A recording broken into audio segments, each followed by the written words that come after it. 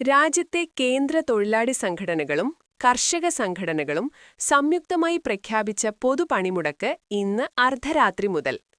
കേന്ദ്ര സർക്കാരിന്റെ തൊഴിൽ കോഡുകൾ പിൻവലിക്കണം എന്നതടക്കമുള്ള ആവശ്യങ്ങൾ ഉന്നയിച്ചാണ് പണിമുടക്ക്. 10 ട്രേഡ് യൂണിയനുകളുടെ നേതൃത്വത്തിൽ പ്രഖ്യാപിച്ച പൊതുപണിമുടക്കിൽ 30 കോടി തൊഴിലാളികൾ പങ്കെടുക്കുമെന്ന് തൊഴിലാളി സംഘടനകൾ അറിയിച്ചു. രാത്രി 12 മണിക്ക് ആരംഭിക്കുന്ന 24 മണിക്കൂർ പണിമുടക്ക് നാളെ അർദ്ധരാത്രി 12 മണിവരെയാണ്. സ്വകാര്യ ബസ്, KSRTC ജീവനക്കാരും പണിമുടക്കിൽ പങ്കെടുക്കുന്നതിനാൽ ഗതാഗതം സ്തംഭിക്കും. പാൽ വിതരണം, പത്രങ്ങൾ, ആശുപത്രികൾ, മെഡിക്കൽ സ്റ്റോറുകൾ, ഫയർ ആൻഡ് റെസ്ക്യൂ സർവീസുകൾ, ആംബുലൻസുകൾ എന്നിവ പണിമുടക്കിൽ നിന്ന് ഒഴിവാക്കിയിട്ടുണ്ട്.